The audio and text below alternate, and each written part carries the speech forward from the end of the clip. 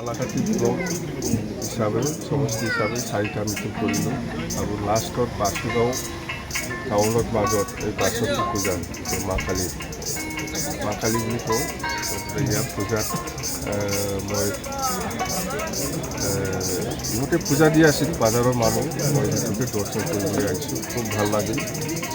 গতিকে মই সেইটোকে আশীৰ্বাদ বিচাৰিছোঁ যে আমাৰ বিশেষ দলে যাতে ভৱিষ্যত সকলো জাতি জনগোষ্ঠীক লৈ পেলাই ভালদৰে কাম কৰি যাব পাৰে আৰু আগতো যিটো MP নিৰ্বাচন, সেই MP নিৰ্বাচনত বিশেষ দলে যাতে জয়ী হ'ব পাৰে, তাৰ কাৰণে মই মা কালীৰ ওচৰত আশীৰ্বাদ বিচাৰিছোঁ।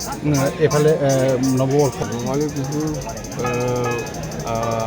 গোটেই অসমবাসী তথা বিকশিতবাসী ৰাইজলৈ মোৰ আন্তৰিক শুভেচ্ছা থাকিল ৰঙালী বিহু সেইখিনি কথা।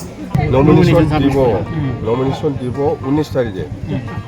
জয়ন্ত UPPL ফৰত 1 লাখ মানুহ লৈ পেলাই 2 লাখ মানুহ লৈ পেলাই, কিন্তু জয়ন্তয়ে বা UPPL 2 লাখ ভোটটোৱে পাবলৈ নাই সন্দেহ আছে। কিমান কনফিডেণ্ট আপোনালোকৰ?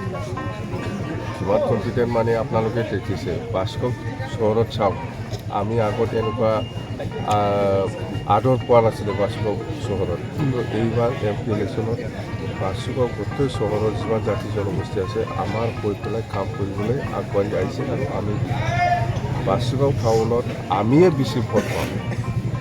কালৰ সতীৰ্থ আপোনাৰ চন্দন ব্ৰহ্ম তেখেতে কৈছে যে গৃহমন্ত্ৰীৰ কথা মোক নুসুধিবি, এইটো ৰিজেক্ট মাল 3 বছৰ আগত আমি খেদাই দিছোঁ।